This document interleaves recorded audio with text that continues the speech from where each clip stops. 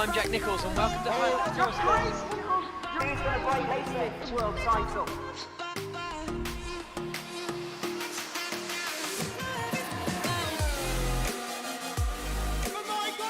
Oh, he's done it! And look at these two go! He's going to do it! His first victory!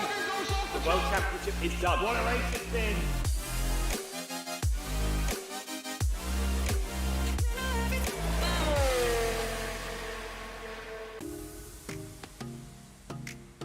Ciao and welcome to Emilia-Romagna for the San Marino Grand Prix, the 5th round of the 2023 Formula Sim Racing Academy Championship, brought to you with our broadcasting partner, VCO eSports. 3 weeks ago, Thomas Smith won the British Grand Prix from pole position in his Super Venturi to extend his championship lead to 8 points over Ground Effect's Istvan Single, with SimSpark's Giuseppe Saracino in third, a further 9 points behind, and the top 3 finished in the same order on the podium. My name is Edward Hunter, and here alongside me at Imola for an exciting Academy round today is Jessica Ball. So, Jessica, it really seems like with 2 wins in a row, Thomas Smith has started to take control of this championship, but he has a lot of challenges here in this region of Italy that are looking to depose him from the top spot. Yes, I have to say, Thomas looking very consistent, and usually consistency is what helps you win championships. And his lowest score in finishing in the last 3 rounds was Spain at round number 2. He got 4th place in Bahrain, but his form really started to pick up as the season went on, and he's got 103 points to his name. But Single getting 2 podiums in a row, of course he won in Spain as well. He was so close to win in the last few races. He's got a point to prove as well. And yes, I agree with Saracino potentially being up there in Imola. It's a really iconic track that's dated all the way back to the 1950s that it was first built by Ascari back in October 1952. But then it was actually properly used back in 1953. Motorcycle championships were here, British GTs as well, European GTs as well, and of course, obviously single seaters like we're seeing right now. And I think it's quite an interesting track with different characteristics, which could make things quite difficult for the drivers. It may be harder to overtake, I would say, than Silverstone. Indeed, it does have a couple of DRS zones, of course, on the main straight. Particularly is probably the best one, the run into Tamburello. But yeah, qualifying is going to be ultra important here, and it'll be interesting to see who's set up really well for qualifying, who's set up maybe more for tyre preservation come the race. And remember, after this, of course, only 4 other rounds left to go in the season, so we are approaching the very middle point, about halfway through this race. I guess we'll be halfway through the season. And a reminder, behind our top 3 in the championship, we have the likes of Scott Flack, who's been really unlucky in Canada and Silverstone, where he didn't get to race at all due to his connection issues. Matthias Harvig, who's really been on a roll, he's in 5th at the moment. Boratovsky, Miganov, Peter Knapp, Sonneveld, and Sophie Jones rounding out your top 10 in the standings. I don't expect it to end that way by the end of this, because the back end of the top 10 has seen a lot of shuffling lately, and I don't expect that to change going into Imola. But let's have a look then, shall we? If we're still about 2.5 minutes until the end of practice, I'm afraid. So we haven't quite got into qualifying yet, Jess. But at the moment, fastest lap in practice currently is Thomas Smith, unsurprisingly, with 1:15.9. With Istvan Single less than a tenth of a second behind him, only 300ths actually. So that really shows you that this is going to come down to fine margins, as we see a Ground Effect teleport out of the way midway through on the run into Tamburello. And a SimSpark, which looks like Sarah. Oh, and a Super Venturi guy. So a lot of people bailing quite dramatically out of their laps in practice, Jess, which I expect to see probably a bit of that in qualifying as well. But probably not the race. Hopefully not the race, because I think the last few races, I remember commentating, I think, the 3rd round of the ACA Championship in Canada. Yeah, there was a bit of chaos in lap 1, turn 1, if I remember. Also in Silverstone, when I was watching it with yourself and Dara commentating, that was quite a chaos as well. And turn 1 is not really turn 1, because there's a little bit of a kink, and turn 2 is like the braking zone, which the drivers have to make their way around. And if they get it slightly wrong, that's where a few issues can link up to as well. So let's hope that doesn't happen today and they're all clean. But saying that, I might be wrong with that one. But yeah, usual protagonist in the top 2 right now. But we are seeing Dan coming across the line now, who's setting personal best at the moment. But quite a lot of people just getting a feel for the track before they start qualifying. They may be doing race sim. Some people are just practicing for qualifying. Current track temperature, a bit hot at the moment, but I wonder if it will cool. Oh, someone's lost his front wing whilst he was doing some practice. Dmitry Zaharov there. In fact, we're going to see a replay very quickly of what just happened while we wait. But yes, Silverstone, it was Alessandro Maggio and one of the Royal Blues just being sent. Oh, there we go. And that's exactly what happened there. That's so easy to do. That is the exit of Aqua Minerale, essentially. That's sort of 11, 12, 13, where if you get a little bit offline, there's just no grip and you can spin up the rear tires, especially on the outside curb. And we've seen people even in the World Championship get it wrong there last year when it was, of course, the opening round last season. Last time we were here in Academy, I believe it was our champion, George Salagianis of that year, that won for Grand Effect. So this is a happy hunting ground for Grand Effect, and that certainly is going to buoy Istvan Single on as we go into qualifying. Although I believe it was Wesley Buchow for Iris, although there's no Iris cars in the Academy this season. They've all focused on Pro. So I think in terms of previous form, it's hard to say who the favourite is, but I think the momentum's certainly behind Smith and Single, with the rest sort of looking to maybe get a few starring roles in there. But good to see Scott Flack actually in the top 4 in practice, and Maggio as well. Alessandro Maggio was involved in that first corner crash at Silverstone. Definitely needs to build up his confidence again after a few bad rounds. And Flack is just he didn't even get to drive in Silverstone, as I said. Fortunately, being in Australia, connection was a little bit temperamental that day. But fingers crossed it holds together there, and Scott Flack can support his teammate, get great points for Super Venturi in the teams table too. As qualifying begins, Jess, and at the exit of the pit lane, it's Hyperion's Matthias Dabrowski that's first on track as the 10 minutes starts to count down. And they don't have long at all, because in real life, obviously, they have 18 minutes, but this time they only have 10 minutes in FSR, just to make things a little bit more challenging for the drivers in these sunny and hot conditions around Imola as well. It's provided some great battles on a track in real life. We did see Lando Norris be one of his favourite tracks, picked up a few podiums here as well. Quite a few instances, I would say, heading before turn number 1 in the wet conditions. Luckily, hopefully, we're not going to see things here as well. There was Dabrowski's on the mediums, interestingly enough, compared to everybody else who's on the soft compounded tyres. So I wonder if he just doesn't want to use his softs up yet. He just wants to get a feel for it, maybe early doors. And because usually sometimes I like to do that sometimes, just so I can get a. Because if I see a negative delta, it usually I have to push a little bit harder. Whereas if I have a positive delta, like green delta, it makes me think, oh, I can do this. So that's probably what he's doing as he's past Rabatza and heading towards the start-finish straight now to begin his first lap. And I believe one of the first drivers to set the benchmark currently. It's a very busy track at the moment. It is, despite appearances, because, of course, it's a private session. So everyone is probably out there at exactly the same time as Dabrowski. But, of course, we'll switch it between them all as there we go through the Tamburello chicane. Dabrowski lets the rear get a little bit squirrely on him. Now into Villeneuve and the Tosa hairpin of turn 7. And it's looking... Yeah, and only one DRS. I did say multiple DRS zones earlier, but it is the only one that I mentioned is the main important one, which is the main straight. Fastest in the first sector currently is Istvan Single in the Grand Effect. But let's watch Dabrowski on those mediums now. One of the benefits of this is, like you said, Jess, he gets a benchmark time in. It's there we go. Through Aqua Minerale he goes. And he just about gets to turn in, I would say, pretty much spot on, especially being on the mediums.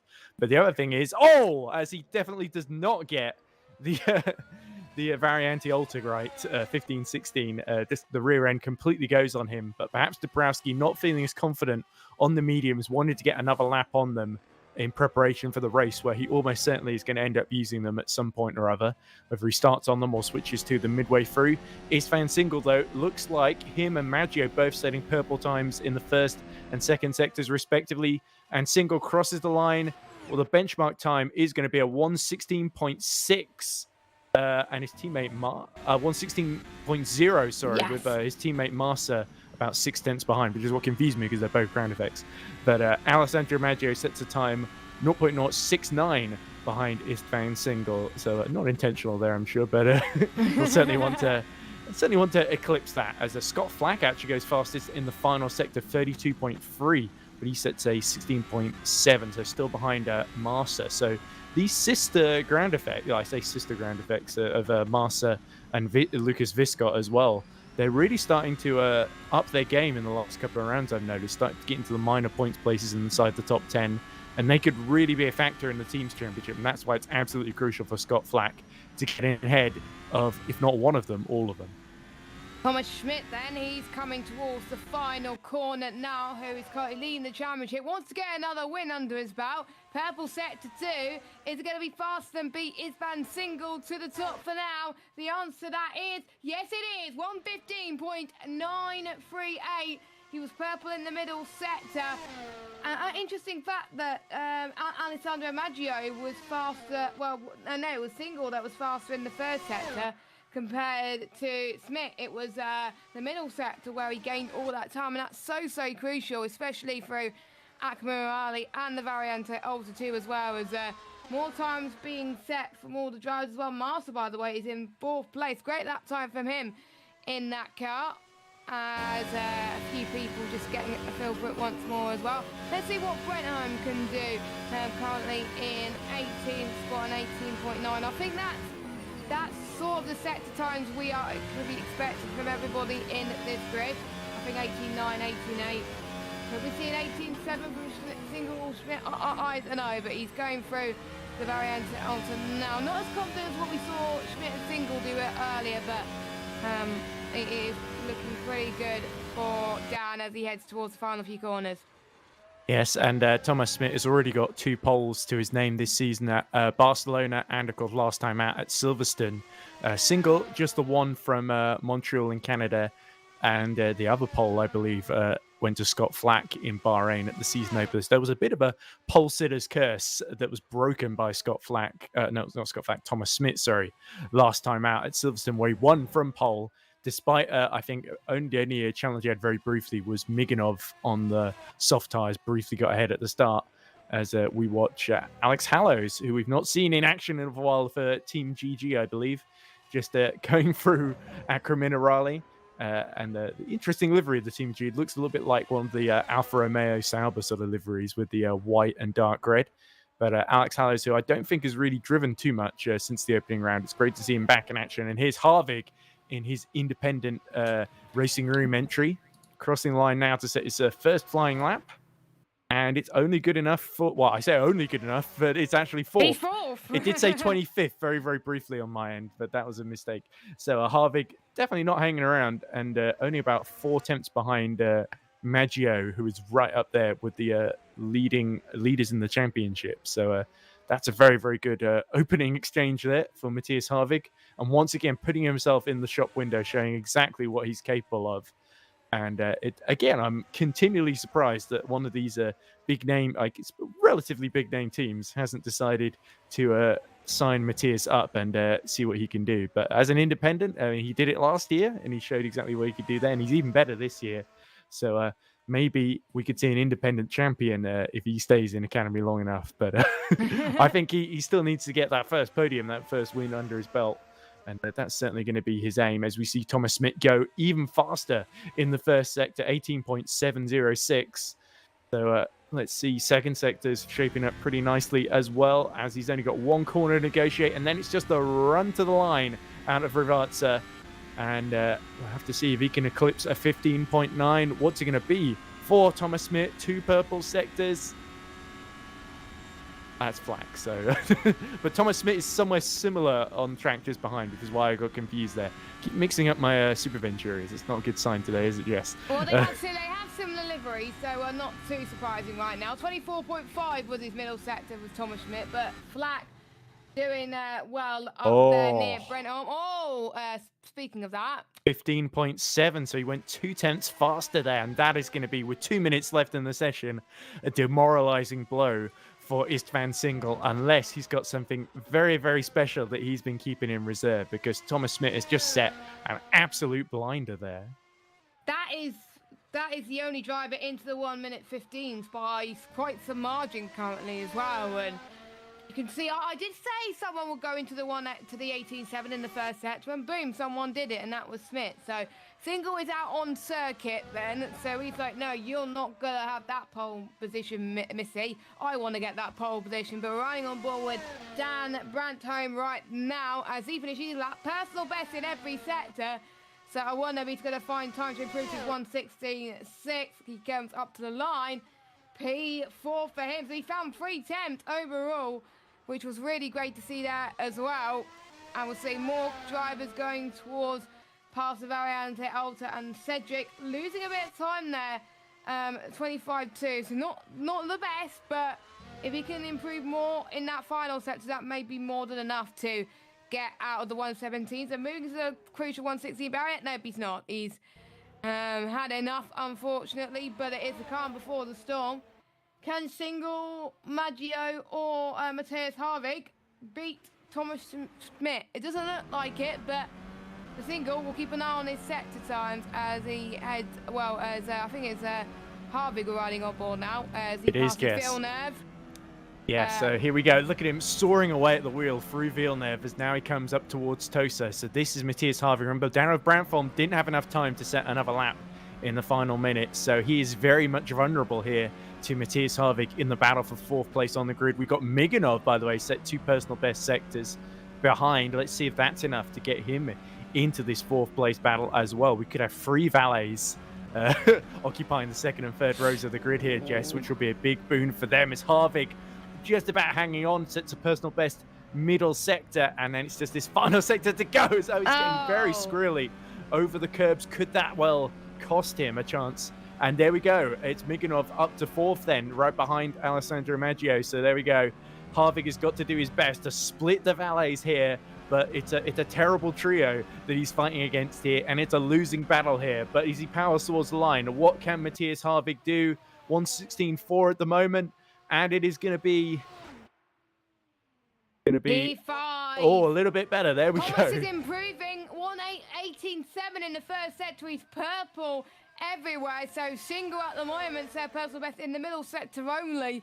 Could he go fastest for now, or does he have to settle for 2nd place? Here he comes up to the line. And it's going to be a 1:16.0. It won't be enough, unfortunately. We'll see what the other drivers can do as we're riding on board with Alessandro Maggio, who is setting personal best in every sector so far. So maybe he can knock off Istvan Single off the front row. So he comes up to the line. It's a very long run to the line. He's got to have the best final sets to do it. He's got to keep it consistent. 1:16.3, so he must have lost that time in the final sector. And Schmidt purple in every sector. Is he going to do another final sector and go even quicker? Surely not. Yes, 1:15.599. He wasn't even purple in the final sector, and he still went fastest. So what a lap! 5 temps quicker than everybody else, and no one else could beat that. He's on pole for the San Marino Grand Prix. Wow, what an epic final. I didn't even really need to do that, but just to consolidate the advantage, to break what's left of everyone else's spirit, Thomas Schmidt goes and sets a 1:15.599 to, as you say, just go almost half a second quicker than Single. And of course, big shout out to Maggio getting onto the 2nd row in front of the home fans. That's going to be a big boost for him as well, and for Valet. Saracino down in 9th, Scott Flack down in 7th. So our 3rd and 4th place people in the championship definitely not having quite as brilliant a session as their rivals, as we see the racing room Matthias Harvig already going out for the warm-up. So he's certainly thinking about the race now, as is everyone else around him visually. You can see them all trying to get even more laps in on all sorts of compounds of tyre, and that tyre choice is going to become absolutely critical once we get going But have we got time to briefly run through the grid order before we get going? Hopefully we do, as we see everyone just practicing their starts. At the exit of the pit lane, one of the Super Venturis, that looks like Flack, I think, getting his into. Right, okay, so here we go. This is going to be your starting grid then for Round 5, the San Marino Grand Prix at Imola in the FSR Academy Championship. Thomas Smith takes a blistering pole position, just over 4 attempts quicker than Istvan Single, which is a huge margin here in Academy, especially considering how close those two usually are. Alessandro Maggio, he will start third, leading the second row from his teammate Daniel Miganov. Then it is Matthias Harvig who will start fifth from Scott Flack in 6th, not 7th as I erroneously said earlier. So Scott Flack just getting ahead of Dano Brantholm at the end, who maybe peaked a little too early and didn't quite give himself enough time for a final run. Giuseppe Saracino, 3rd in the championship. He will start in 8th. He's got plenty of work to do ahead of him. Nandor Marsa right behind him. And rounding out the top 10 is Gresiek Luksak for Build Sim Royal Blue Racing Evo. Jared Batala starts 11th for Royal Blue Racing ahead of his teammate Cedric Bill. Lucas Viscott will start 13th ahead of Sophie Jones. Then it is Thomas Andrea Marizoa 15th. Fabrice Morlato for Competition will start 16th ahead of Andrei Borotovsky. Jean-Michel Garnier is going to start 18th ahead of Dmitry Zaharov. And Pavel Andrzejewski will round out the top 20 for Hyperion. In 21st will be his teammate Matthias Dabrowski. 22nd will be a new entry for Loser Racing, Hayden Kalinen. No, it's Kalnan, sorry. Hayden Kalnan. Ruben van den Hudding will start 23rd for NetRex. Alex Hallows will start 24th for Team GG. And then our two drivers, I think we're a little late on the entry list, so I didn't get a chance to set laps, but they will start the race. And that is Giuseppe Canzanieri for Team GG and Romulo Silveira for Royal Blue Racing. So there we go, a full grid, a relative full grid of 26 cars. So it's certainly going to be busy out there once we get going. And in the warm-up already, we're seeing all 3 tyre compounds in use with, I think, the Alessandro Maggio sticking on the soft tyres. Everyone else is going for the mediums or the hards. And Highway is going to, as you said, a 37-degree track temperature earlier, isn't it, Jess? And let's maintain that into the warm-up. The hotter it is, the more those harder compound tyres are going to become a viable option, especially with so many fast corners here at Imola. But it's certainly going to, I think, the estimates I've heard going in is it's going to be a one-stop. Yeah, it's obviously a short race compared to what we're going to see with Pro and with World coming up later on as well. And as I found with track temperatures, which are a lot hotter than this, the harder the tyre, the much better grip that you get and the more great feeling that you get in the car. So I think we could see people start on the hards and then go on to the mediums at the end as the track gets to cool down a little bit, or it may be the other way around and people may want to do a 2-stop and maybe chuck on a bit of softs in the end. From past experience in other sims, softs don't last long at all. So I think either the mediums or the hards will be the viable option. I would say that if you're near the back, you've got nothing to lose, so maybe starting on the softs will be good. But if you're near the front, probably a set of mediums could be your best bet at the start. And then once it starts to get a little bit hotter, then going on to the hards will probably be easier. But we are about to get started for the race, and I think it's 38 laps, I believe, this San Marino track. I think you're pretty much spot on there, Jess. But yeah, the interesting thing, look at Single in second. It looks like if the timing screen and the on-screen graphic is anything to go by, they're both going to start on the mediums. So Single shadowing Thomas Smith on the front row. But Smith, once again, a blistering pole lap. 3rd pole of the season for him with Single alongside Alessandro Maggio and Daniel Mignov make it an all-valet row 2 on the grid. Then it is Matthias Harvig 5th on row 3 ahead of Scott Flack. Row 4 is headed by Dano Brantholm ahead of Giuseppe Saracino in 8th. Row 5 is going to be Nandor Marsa and Gresiek Luksak rounding out the top 10. Row 6 is Jared Batala and Cedric Bill in their Royal Blues. Then in 13th, it's going to be Lucas Viscott for Ground Effect with Sophie Jones shadowing him. Thomas Andrea Maharizoa will start 15th with Fabrice Morlato alongside him in the Competizione car. Andrei Boratovsky will start 17th with Jean-Michel Garnier alongside him. Then it's Dmitry Zaharov 19th and Pavel Andrzejewski rounding out our top 20 starters. Matthias Dabrowski will start 21st ahead of Hayden Kalman, whose name I will now try and say correctly. Ruben van den Hudding will start 23rd with Alex Hallows alongside him. Then bringing up the rear on the final row of the grid will be Giuseppe Canzonieri and Romulo Silveira for Royal Blue Racing in 6th. So, the drivers now all making their way to the starting grid on the formation lap then. So crucial to get everything into the right operating window and temperatures. We are seeing Zaharov and I think Dabrowski stationary in the pit lane for Valet and Hyperion respectively, which is not good news for either of them, a pit lane start. I believe Zaharov had a grid penalty from Silverstone for his incident with Saracino that I believe he's having to serve here on the grid. So that might explain the pit lane start, but not entirely, as we see Thomas Smit and Istvan Single trying to jump Smit before the race gets going. That's a bit cheeky, isn't it? So clearly Smit just taking his time, I think. And Istvan Single a little bit impatient to get going. Yeah, I think some other drivers are impatient to get going as well, with it being such a enduring track for the drivers anyway, in terms of tyre temperatures anyway. They don't want to be on cold tyres for too long, especially if you're on the hard compound tyres. And can Schmidt get a third win in a row, or can Single repeat what he did in Spain and take another win of the season to match Thomas's win tally of the season?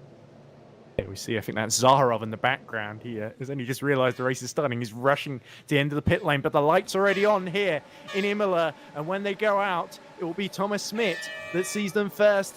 And alongside the two front guys in the front row go side by side, and it is Single that takes the lead. So Smit has not made a great start, and in fact, Miganov has got himself into second place as well. And this is absolutely ideal for ground effects, as we see a huge crash in the background. Not sure quite who's involved there, but one of the cars, that's one of the valets that's smoking a little bit, seems to have got the temperatures under control there.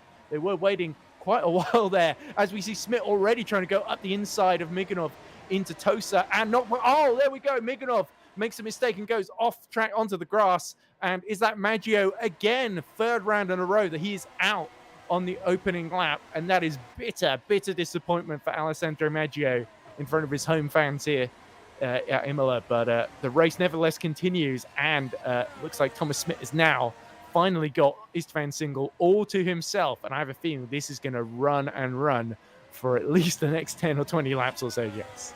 I did see, I think, Schmidt struggle a little bit going towards the Variante Alta, but yeah, the home favourites, well, it's sort of the home curse currently at Imola, which is a bit of a shame, but that allows Thomas Smit to fight back a little bit. He'll get a really nice tow, actually, in at the start-finish straight, and the DRS will be very powerful in a lap's time, as Single, I have to say, got the start of dreams, but the tow is going to come into effect very nicely for Schmidt as he dives to the left-hand side of his screen anyway, and Schmidt is in the lead of the San Marino Grand Prix already. I think this could be a switcheroo from both of them lap after lap, as well as Miganov in third place on those mediums, pulling away from Harvick in fourth place as well. Scott Flack doing very well. At least he is in this race this time, and he's still managing to race on the track, which is great to see. But I think these two could keep battling up front for long and long and long. What Single's got to do now is going to make sure he stays behind, gets that DRS,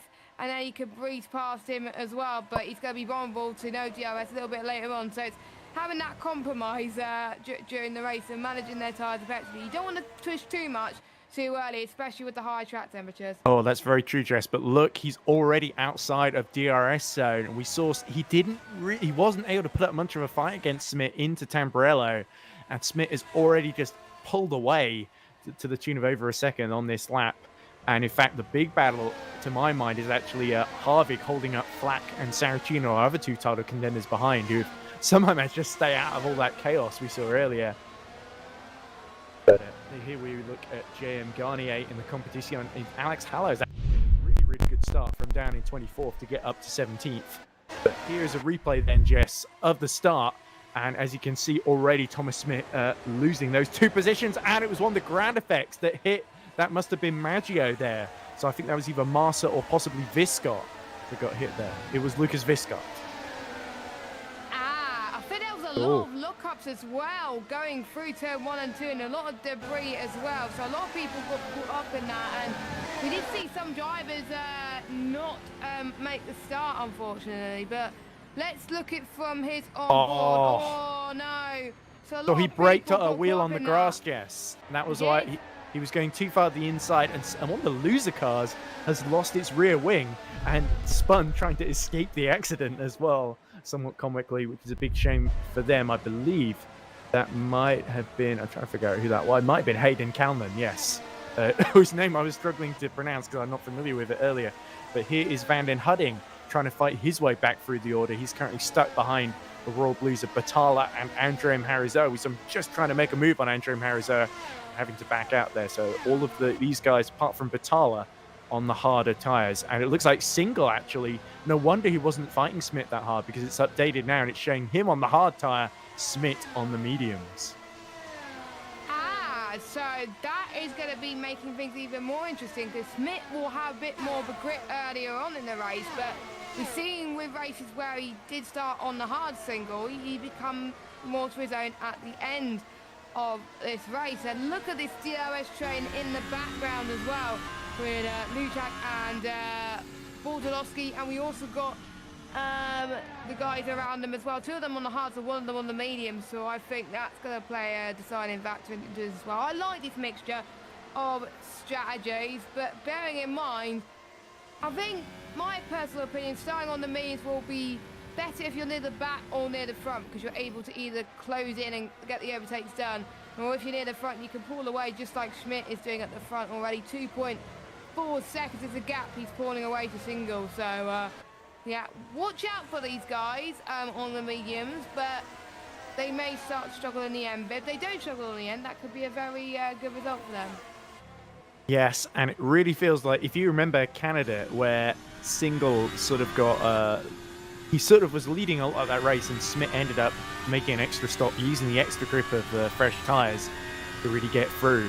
And there was a ground effect sort of ended up being outsmarted strategically. So it really feels like, starting on the harder tyre, they've learnt from that mistake. Silverstone, they did the exact same thing as Single, and they didn't get through. So he's realised they have to do something different to try and outsmart Super Venturi here, as we see Saracino really under attack from Dano Bramfalm.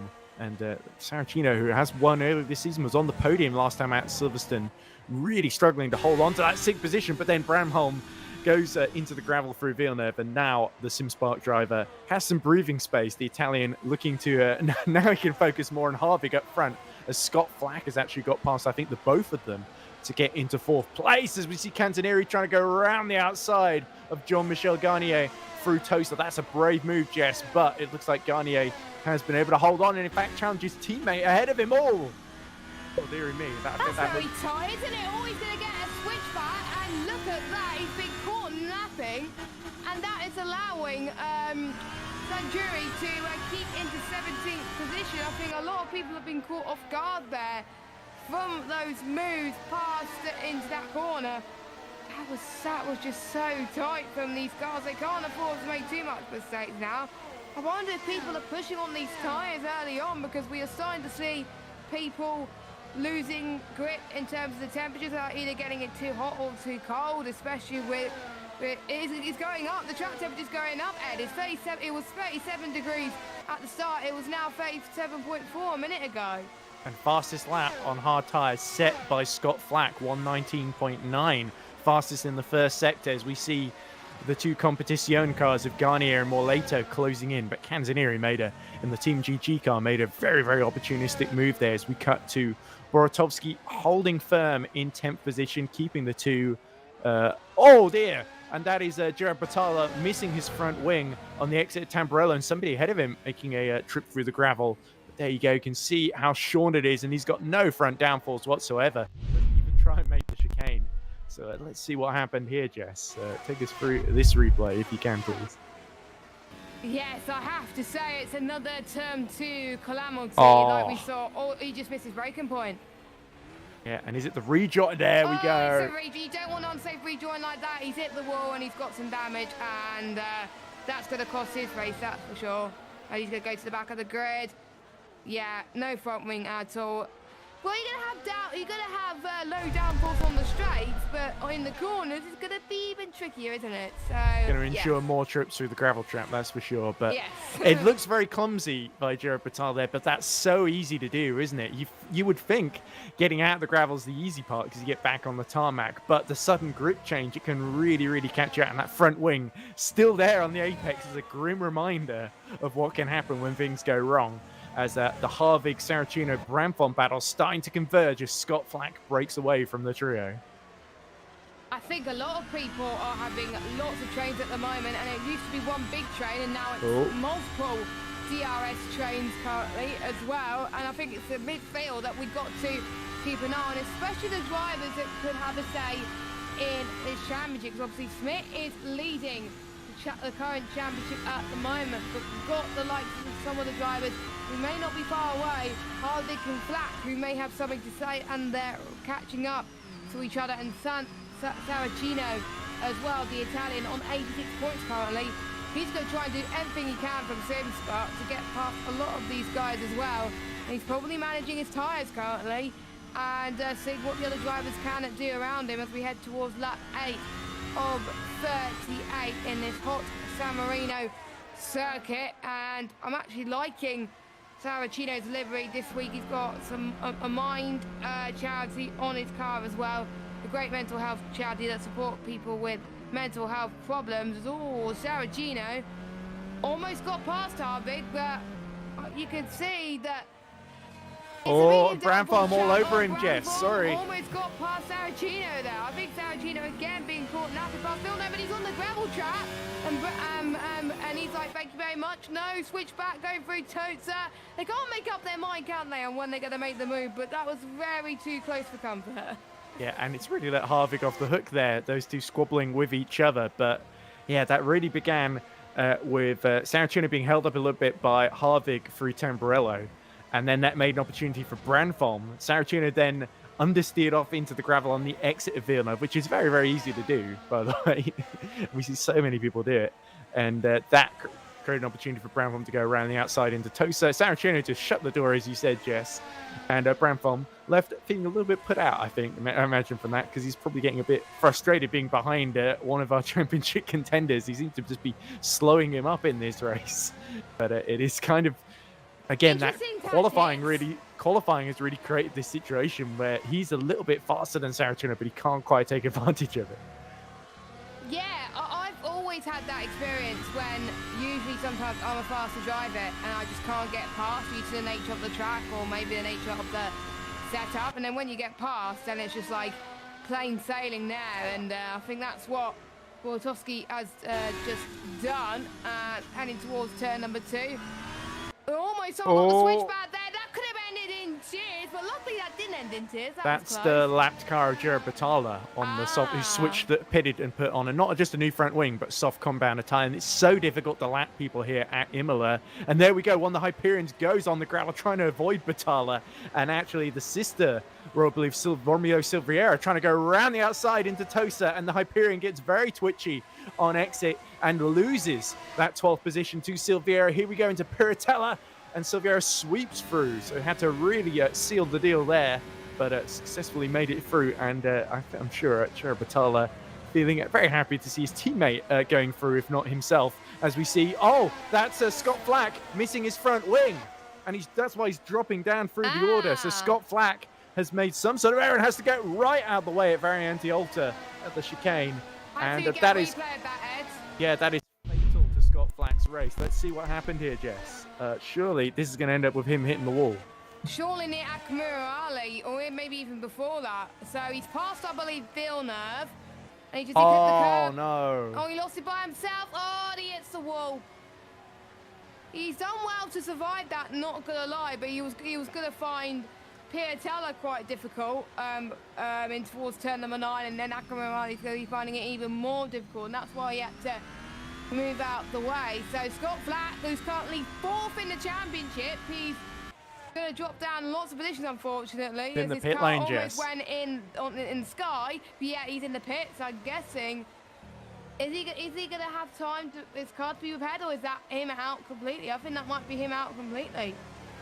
We'll see how bad the damage is, but look how much he has to get out of the way here, and this is a really, really horrible situation to be in, not just for Scott Flack, but for the people just trying to get through full position here, and they know they've got a slow car in front, and they're just trying to tiptoe around him without losing position in their own battles.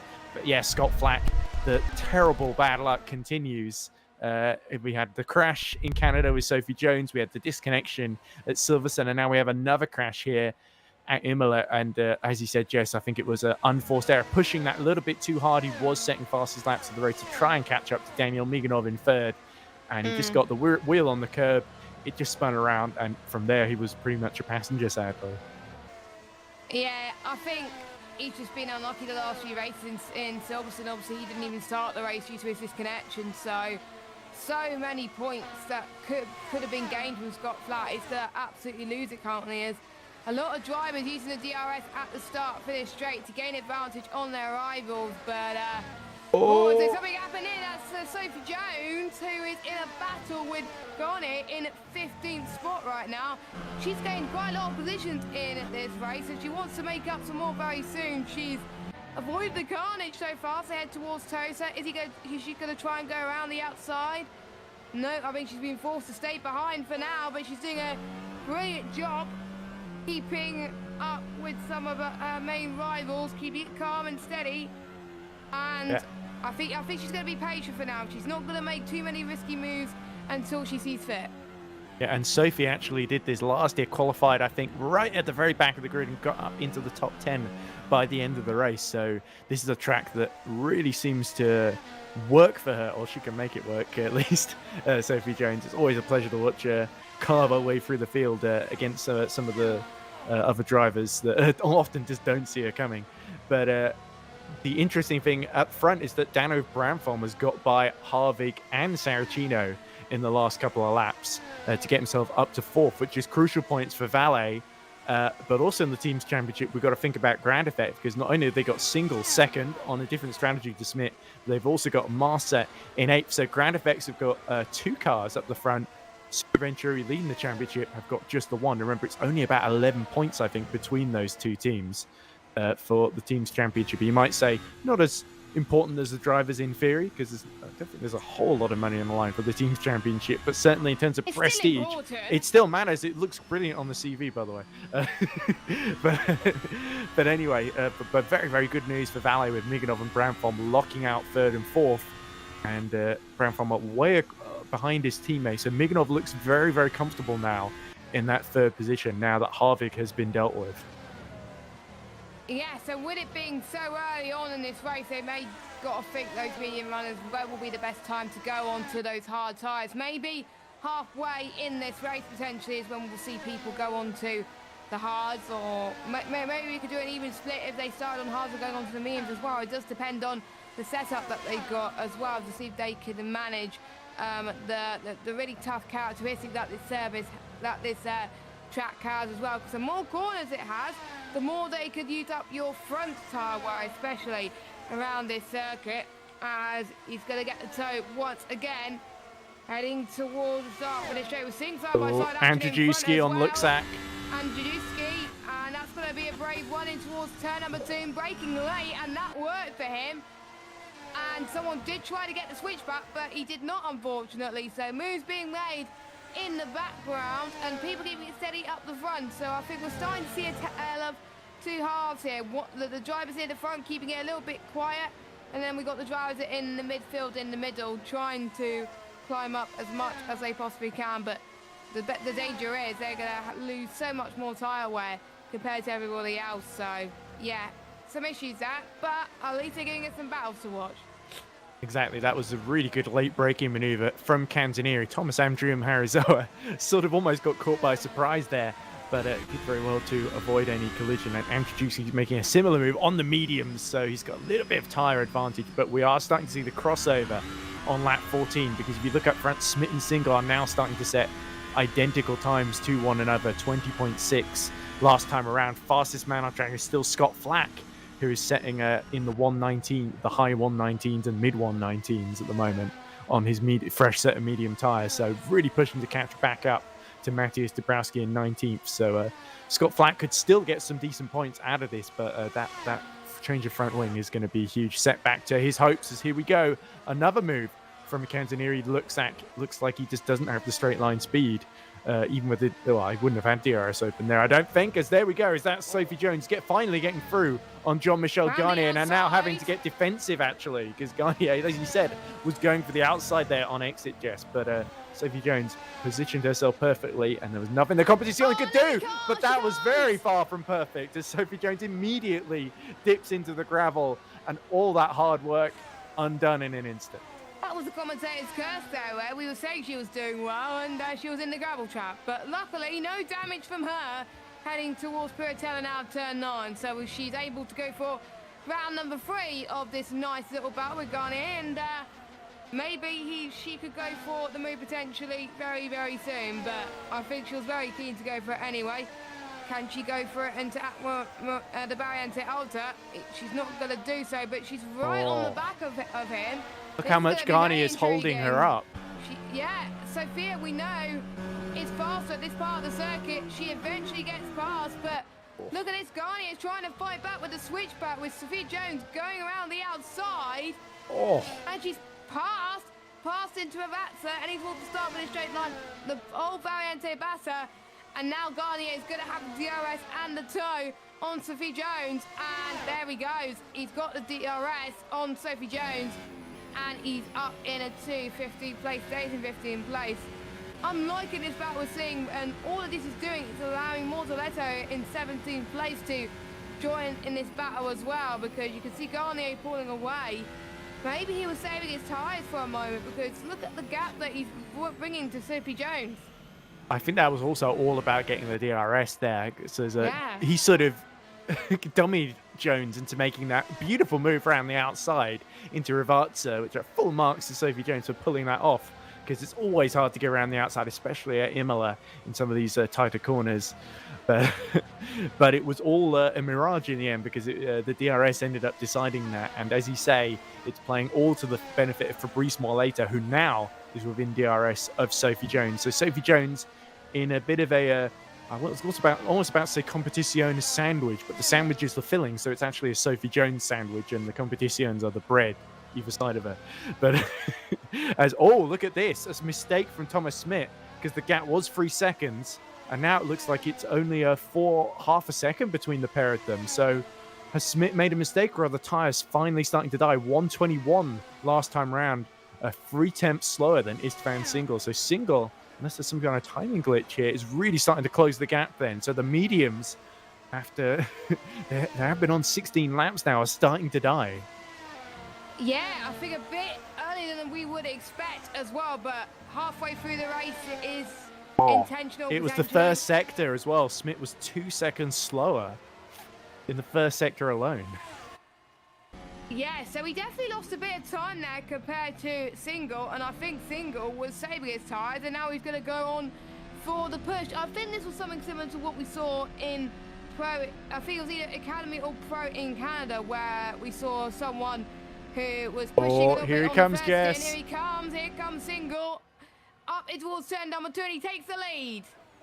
There we go. So he waited for his moment, waited for the hard tyres to get right into the position where they would have much bigger advantage over the mediums. And now Super Venturi are in a difficult position, because if they pit too early, they're giving themselves a lot of work to do to save tyres to the end of the race, because Smith has got to go for the hard tyres now. And you've got to think that call is going to come sooner rather than later. Whereas Single, he could be out for a while yet and then switch to the mediums later on. Yeah, very interesting strategies from some of the guys. But yeah, I think the degradation on the mediums, I'm a bit worried about Miganov in 4th place, because I wonder if he's going to have that same struggle. He's let his teammate through. He's let his teammate through. So I think that means that Miganov will be going into the pits very soon. And Harvig, he's around about, I think, a second behind Miganov. So he's got to be careful as well that he doesn't get involved in anything fishy. But yeah, I think if I want the medium tyres, maybe going to Seb Hartz will be the best decision, because look at how everyone else who's on the hard is catching up to the medium runners. Yeah. Oh, Oh! someone's off! That's one of the loser racing cars that was trying to lap Miganov and almost hit the back of him. There was Harvick under attack from Saracino, and it was Kalnin. So his first race in FSR Academy for Hayden Kalnin does not go to plan. Smith is into the pits from second, along with Miganov, and we saw Sophie Jones pit just a few moments earlier as well. But everyone getting off the medium tyres, so, Jess. Not really surprising. We saw how Smith was struggling earlier on those last few laps on the medium, so they had to come in. So we'll look at the replay, and there's people getting it very sniggly. He just brakes on the curb, a bit on the gravel there, and the rear, not getting the same traction as the fronts, just goes around.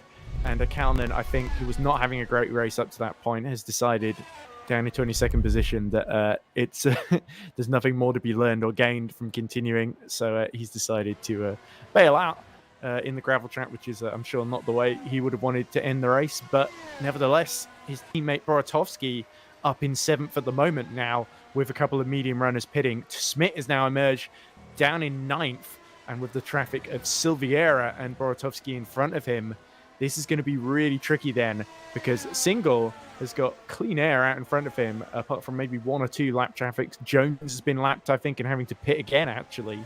And then Scott Flack is next up the road, still sending pretty competitive lap time, although he has just set a 1:21.0. So it looks like everyone's starting to struggle for pace at the moment, but those who've stayed out on the mediums, like Andrzejewski, are setting 1:22s. I think a lot of drivers who've just come in is finding it difficult than usual to get some heat into the tyres as well, with the tyre warm-up around this circuit. Mainly because it may be too hot, but we're riding on board with Schmidt as he's going to try and pass some traffic out of the drivers who haven't pitted yet, and it's going to be even trickier than he sees fit. He doesn't want to be in front of, well, behind those traffic. He wanted to have some clear air to make sure he could pull away and get that, close that gap to Single, so the undercut would be worth it, but he's not been able to do that at the moment and get some clear air. This is bad timing for Smith, and if I was Single, I would be smiling from ear to ear right now that potentially you're going to still come out ahead of Smith anyway. Oh, yeah, I'm just looking at the YouTube chat, by the way. A comment from Maggio. He says, "I hate you for putting my car in the thumbnail." Oh, a Smith into Acrominerale just taps the back of Romulo Silviera, and Romulo goes off track on exit. So through goes Thomas Smith then. So that's one car dealt with. Now he's just got the loser racing of Boratovsky, and we've seen he can be quite a tricky customer to negotiate on occasion. Very good defending position, as we saw on a couple of occasions at Silverstone, where he finished in the top 7, I think, or is it top 8? He definitely wants another top 8 finish here, and he's well on his way to getting it, having stayed mostly out of trouble. But Smith is definitely going to relieve him very, very quickly of that 7th place. Yes, I think surely Smith has got to do what he can now to take advantage of this, which he's going to try and do anyway. He's got a little bit more clearer air than he used to currently, which is going to be ideal for him. But we're seeing some more battles as well out of the ones that have just pitted. And bearing in mind, they do have to pit in this race.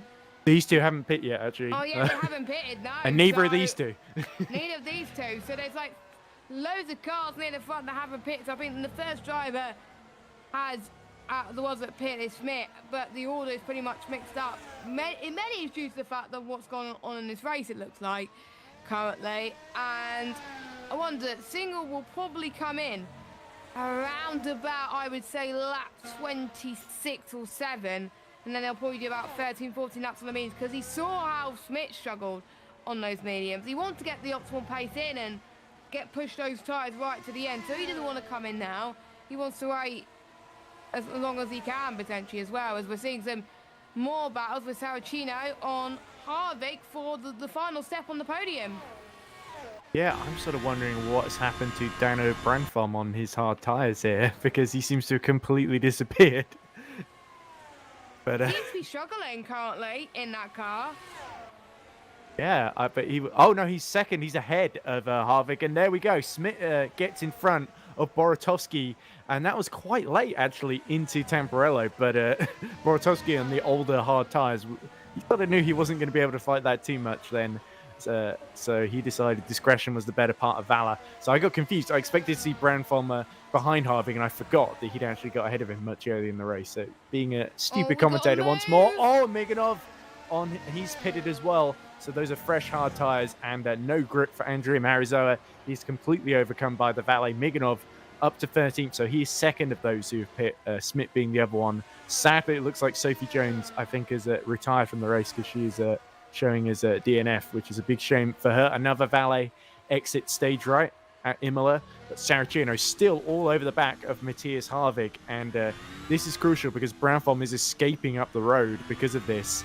But Saracino, if he wants any chance of finishing on the podium, he needs to clear Harvick.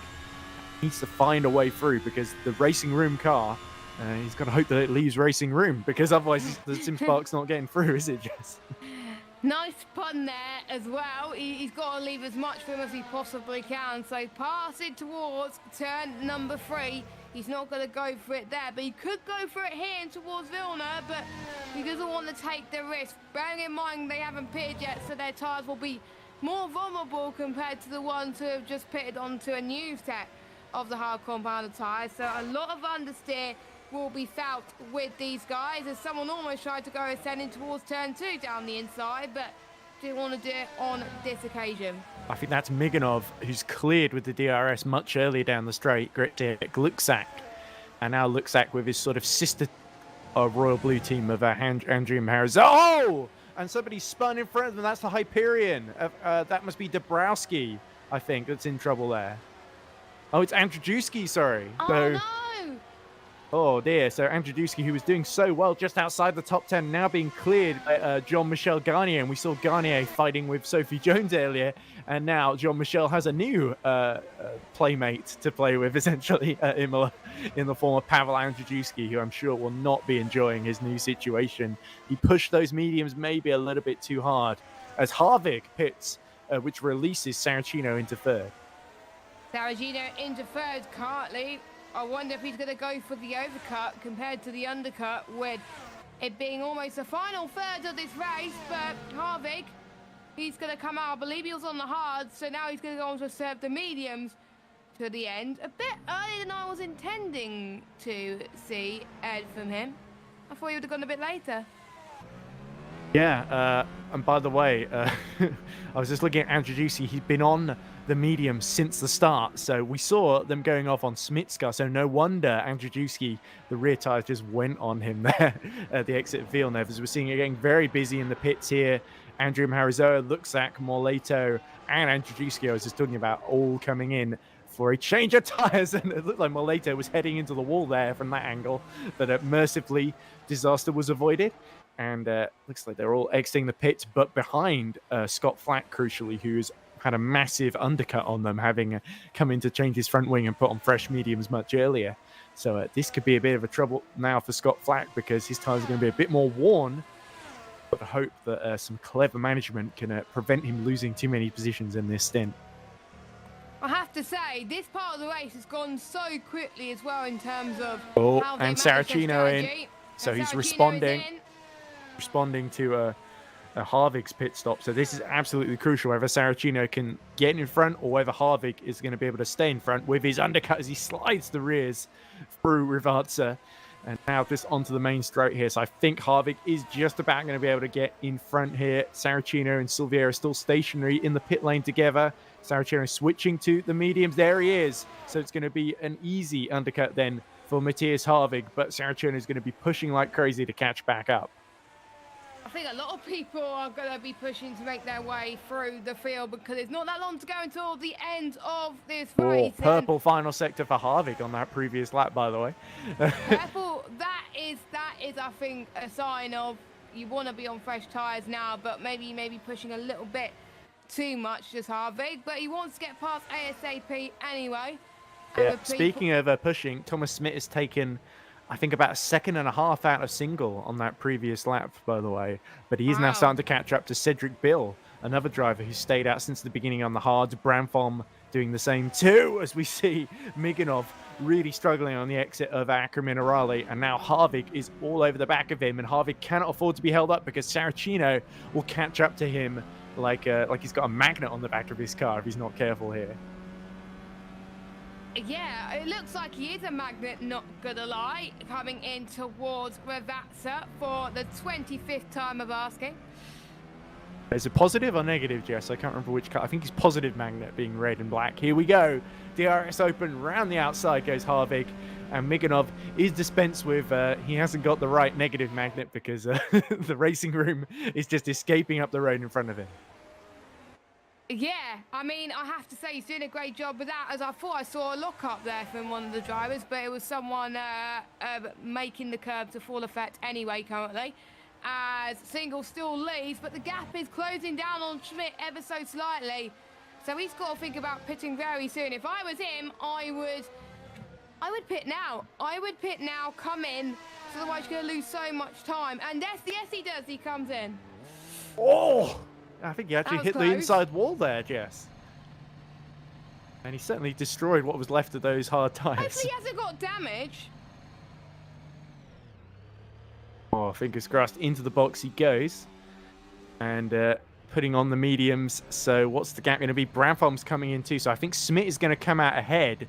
But the delta is going to be very much in favour with the fresh tyres on that ground effect. Through comes Thomas Smith. There we go. It's not even going to be too close. And I think Bill is going to come through as well. So Cedric Bill could actually be a factor now in holding up Single, which is ideal for Thomas Smith. Yeah, I think he was a bit annoyed that he was passed, well, pretty much in front of traffic earlier, but now he's got some clear air. And look at Single now. He's in third, but he's going to be on fresh mediums. He needs to push and gain, I think, about a second a lap, but we saw that with him pretty much in Spain doing that, and he was able to do so. So I wonder if he's going to do the same here as well. 4.9 seconds, so he's biding his time. But the fact he's got a car in front of him who's not boxed yet, and then he's got Schmidt. So he's got a bigger gap than we thought he was going to get at this stage. But that just shows how powerful this undercut is. Indeed, you're absolutely right there, Jess. It's so important not just to keep that track position, though, but also make sure you don't run out of tyres at the end, like we saw Smith do at the end of that first stint on the mediums. So at Single has really got to get the best out of these mediums as early as you can while they're at their best condition. And he should get DRS with Cedric, but I don't think Cedric has got too much to fight with here. Here we go then, Jess. It's going to be very, very tense, though, for ground effect. They need Single to get through here to close that 4-second gap to Smith. Here comes Single. He's got to get past him. He's got to get past him to close the gap, and he does. No problem at all for him towards turn number 2. And in fact, even before the braking zone. Look, he's gained nearly half a second on Smith on that previous lap then, just with the DRS alone. But so is actually, he pushing too much? Oh, that is a good point. Needs to make sure he doesn't overheat them pushing too quickly, but that's the thing as a racing driver. When you see someone in your sights here, you just start to push harder and harder to catch up to them. And as we saw with Scott Flack earlier, that can sometimes force you into making a mistake. If you just get too wide on the curb, the rear can lose traction. So Single needs to keep pushing, but he also needs to be very, very careful and manage everything at his disposal. I had an issue before around this track where I used too much of the curb into Akmarali, and we know what happened there. I spun it into a wall and got front wing damage. So we don't want to see that happen to any of the top 2, especially since they're currently the top 2 in the championship. We're starting to see people near the back on the soft compound tyres. They potentially want to get past his lap, and bearing in mind, you get more points in this championship than any championships I've ever commentated on. I think the higher you are, obviously, the more points you get. And I think you get points up to 20th spot, which is 1 point. So if you finish, you'll get 1 point. So pretty much everyone that's still in this race will get at least a point. Yeah, Cedric Bill now comes in, so he really only wanted to stay out long enough to just create a little bit of a roadblock for Single, but he's helped him, if anything, with that DRS. And look at the middle sector from Single, 25.6, a purple middle sector, so a 118.9 last time around, 120.5 for Thomas Smith, so the gap closing rapidly, and we're starting to see things play out. Cedric Bill actually comes out in 7th, about 10 seconds behind Giuseppe Saracino, so that's actually worked out pretty well for the Royal Blue driver. We also see Canzanieri as one of the drivers who switched to the soft start, up in 12th position, so not too far outside the top 10. That's an aggressive strategy from Team GG, We'll have to see if Giuseppe Canzonieri can sneak his way through, maybe with having to make that extra stop, which he's almost certainly going to have to make, unless he's the ultimate tire whisperer and he's going to get those softs through to the end, which I somehow find unlikely with 10 more laps to go. But you never know. We've seen stranger things that happen. We've seen brave strategies that happened as well. But as long as you don't attack the curves too much, maybe you can get the softs to the end. But it's all about the tyre wear around it. You have to rely on the track getting even cooler, but it's getting even hotter currently. So I wouldn't have done it. But they're going to be fast in these next few laps, yes. But towards the end, they have to start conserving. They've got to start saving a little bit, especially in that middle sector through outer of 14 and 15, and then Ravazza in turn 16, 17 and 18 as well. So many corners around this San Marino circuit in Imola, now known the Emilia-Romagna Grand Prix in Formula 1, of course, and it's played host to many different racing series, including this one as well. And don't forget, we've got Pro later on as well as they take to the track. And then at 6:30, we've got the World Championship, which should be fun as well. So still 2 more series to get your hands on as well around San Marino. But we've still got a battle for the lead to watch out for in ACA. Single versus Smith.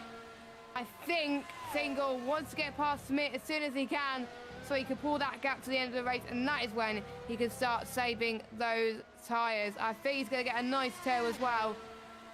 Grab your popcorn. I think it's going to be a very exciting battle, lad. Yeah, he's in DRS zone now, and in DRS range as well to use it, but Pavel Andrzejewski, a lapped car, they're starting to close on him as well. So how is that going to affect things? Because this is a really unideal situation for Smith, because not only is he being caught hand over fist, but he's also got that little distraction of that Hyperion of Pavel Andrzejewski on the horizon, which is really going to, because he's thinking about lapping him, but also not losing position here. So this is a really, really tense moment where the race could really spin on a dime, Jess, and Smith needs to make sure he does not make any mistakes. He can't, because that could be his race over, and that could be Single's chance to close up to him in this championship. And we know how close the championship here has been. It's 103 points, Thomas Smith, to Single's 95 points, and the gap is minuscule. First place gets 30 points in the championship, second place gets 25. So that could be the swing that Single could be looking for if Smith makes a mistake, as they're past the Variante Alta now. Both those drivers making those moves perfectly, but I think the issue that those drivers are going to face are now more lat cars. Absolutely, because look how wide Thomas Smith saying. got there, and that's going to make it very, very straightforward then. Single goes through even before DRS and takes the lead of the San Marino Grand Prix with just 7 laps to go, and that is a hammer blow for Smith's hopes, and it's certainly going to hurt him in the championship. A Single gets a little bit squirrely on exit through Tamburello there, just a little bit of excitement creeping into his driving. He's been very disciplined actually so far, very, very patient is Van Single, and now his reward has come to him as Smith sees the lead slip away. Yes, we'll see the gap increase and increase and increase, and it may just be that he's struggling with those hard tyres now with that understeer, and with Single being on the softer tyre, he could start to pull away and save his tyres now. That is a shame for Smith, but that makes the championship even more close, and that's what we like to see. Oh, Smith made a mistake. Oh, you know, I actually think he might make a emergency stop at this rate if he's wearing them down that much for soft tyres near the end. Yeah, perhaps he's hoping Single gets held up by the lap traffic maybe, but that's a bit of a forlorn hope, isn't it? That is a foregone conclusion at this stage. As So let's look at the replay. What's happened there? So that must have whilst we were on board with the leading battle. So through Villeneuve again, and the same place like we saw a lot of cars been it before. Done exactly what Scott Flack did, but he's gone in even harder, Jess. Not just lost the front wing, but a wheel as well. And is this did this happen earlier with one of the ground effects? He was in a battle with Nando Master, I believe that is. And yeah, getting very defensive at Variante Alta, which is what I was alluding to about Boratovsky. So yeah, I'm not sure Master's going to be too pleased about that, but at least he's out of the race now, so Master doesn't have to deal with him anymore. DRS is still in operation for Thomas Smith. He's still in range, so he needs to make sure he doesn't fall out of it over the course of this lap, because that could keep him with the little. It's like a little fishing rod, keeping him reeled in here, and that's his only hope, Jess. But bearing in mind, Single's going to get DRS from the lapped cars as well, so I think the DRS train is going to grow and grow and grow. So if I was Smith, you would hope that Single gets past those lap cars, and so do you. So Single doesn't get the DRS, but you do. So I think tactics are going to be played for Single. Maybe he wants to stay behind the lapped cars for as long as he possibly can, so he can get the slipstream that he needed to try and stay ahead of Thomas Smith. But he knows he's going to have the grip for as long as he possibly can. But he does know those medium tyres won't last forever. He knows that Smith will be managing his tyres effectively now. Those are your top two drivers unless something bad happens. But we've got Dan in third place doing a remarkable job. 2 seconds clear of Harvick, and it's looking like he's going to take the final spot on the podium. Track in some places starting to cool down a bit, it seems, but there's some parts of the track where it's getting a bit hotter. Yeah, and certainly the battle is still red hot here up front, isn't it, Jess?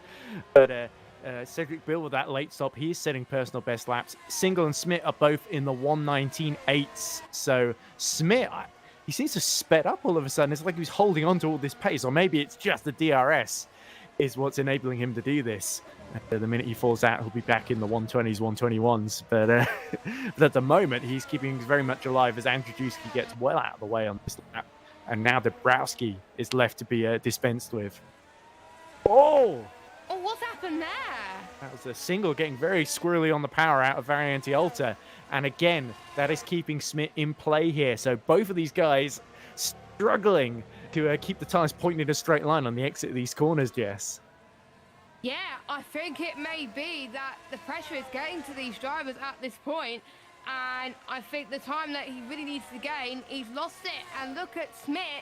He's going to get the slipstream. He's going to get the DRS as well, heading past turn number 2. No, not quite, but I wonder if... I think I could see a move from him in towards Toto around the outside. I think that's why... And we could see some people saving battery as well. Oh, Schmidt almost made another mistake, Phil Villeneuve. Yep, we've seen it happen before. Saracino in the opening round of Bahrain used battery very, very wisely to outsmart Scott Flack, and we've seen both Single and Smith keeps a little bit of battery in reserve for the crucial final moments, and we've never seen a race end this close between these two, certainly. And Single not quite able to break away at the present moment, and I can picture Ground Effect team principal Jose Ignacio biting his fingernails furiously watching this as the Super Venturi is all over the back of his driver. Not that long to go until the end of the FSR ACA Championship round number 5 in Imola. And this could be a turning point of this championship. The two championship protagonists we're riding on board with right now. Smith on those hard, you can tell that he's starting to get into a very good window now. Oh, and he's closer than he looked before, Jess. He's gaining through turn number 1. He's going to go past in turn number 2. Oh, side by side they go into Tamburello and they make contact, and Single is round. Oh my goodness me, that is a crucial moment, not just in the race but in the championship, and Istvan Single will be very, very disappointed with that. I think that was a reminder of two championship contenders coming together. We saw it with Senna, Prost, Rosberg, Hamilton came together at some point, and even Hamilton and Verstappen.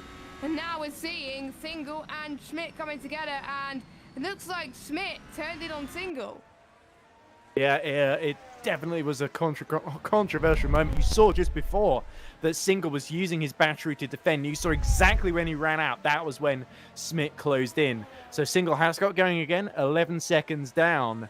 But this, unfortunately, I thought this was going to be a very, very close finish to the end. But now it looks like this is a race that might end up being decided in the stewards' room. And Jose Ignacio, who was biting his fingernails before, I think might be filing a report form in due time, but Thomas Smith has got to hope that the stewards rule in his favor now. Scott Flack, oh, that was a late move to the inside there, and nothing that Jean-Michel Garnier could do to defend. So Scott Flack on his charge back through the field, up to 14th place now with just a few laps remaining.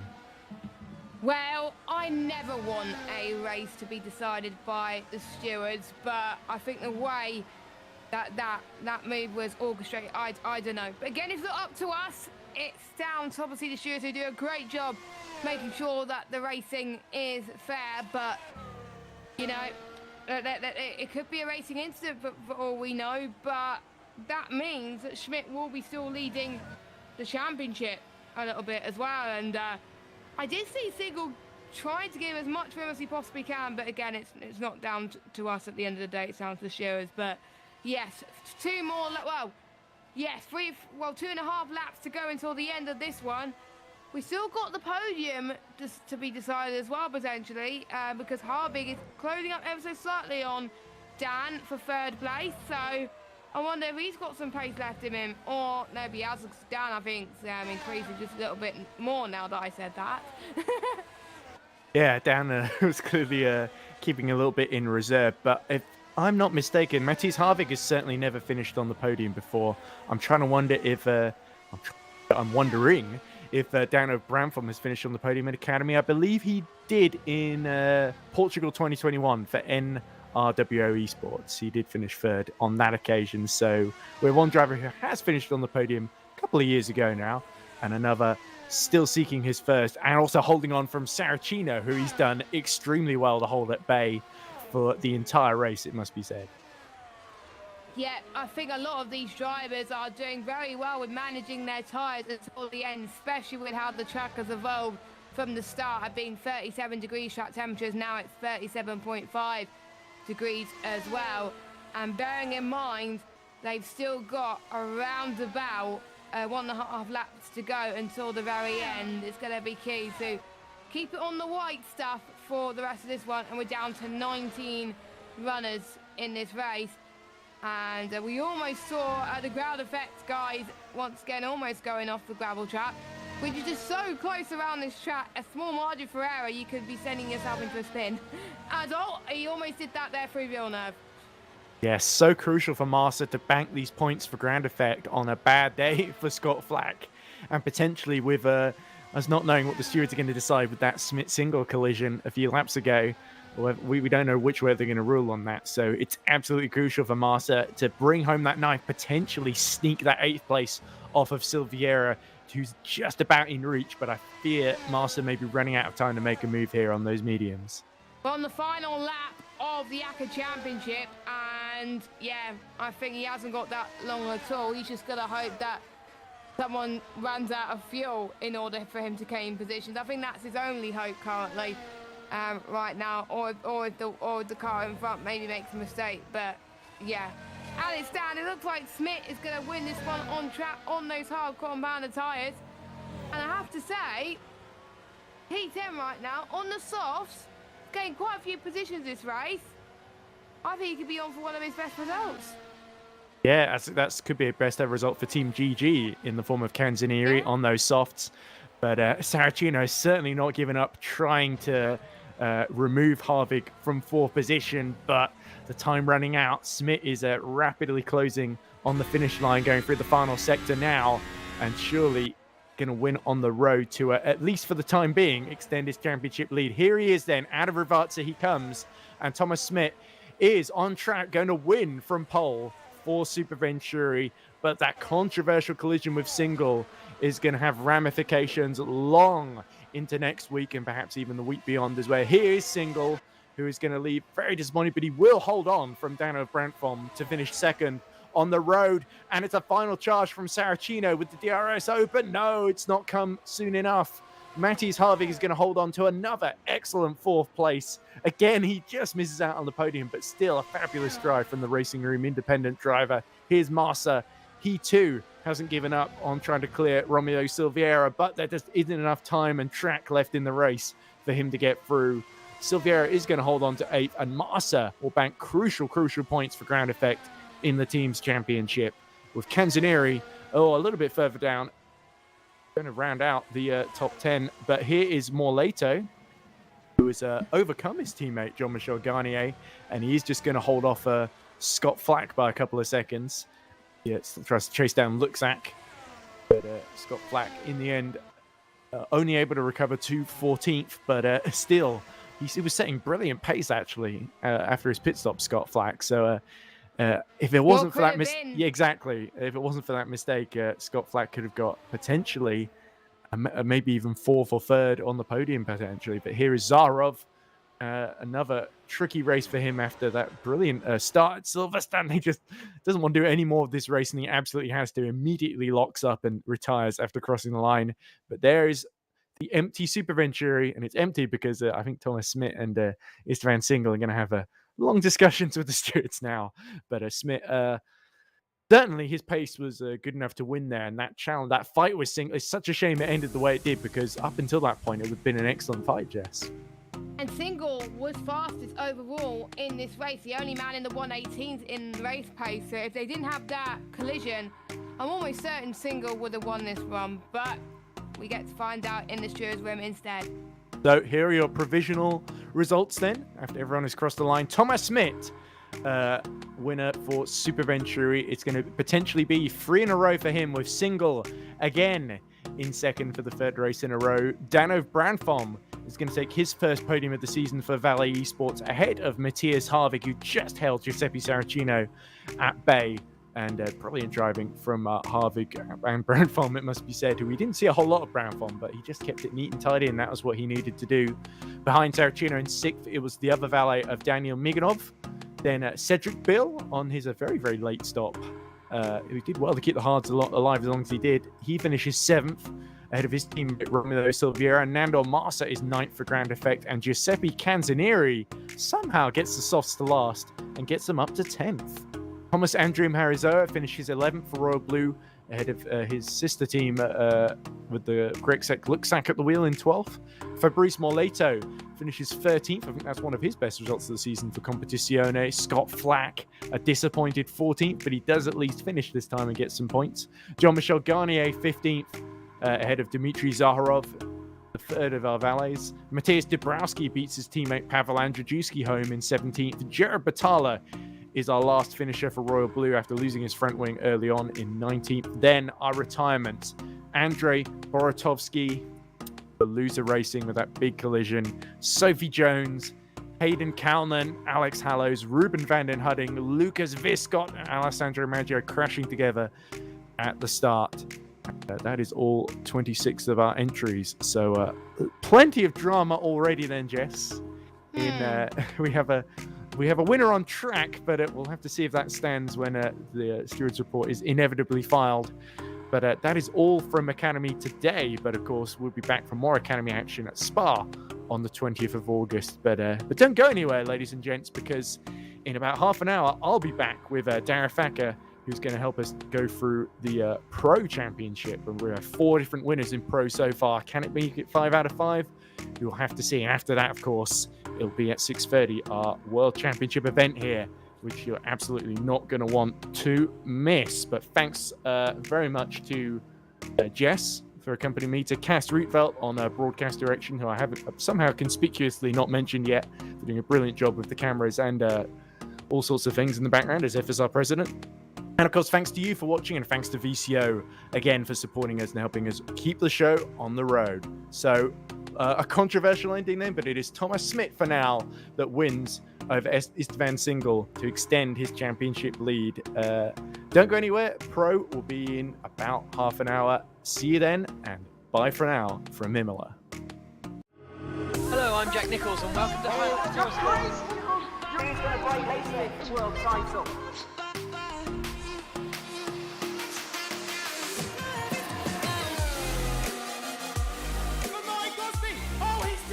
And these two go. He's going to do it. His first victory. The World Championship is done. What a race it's been.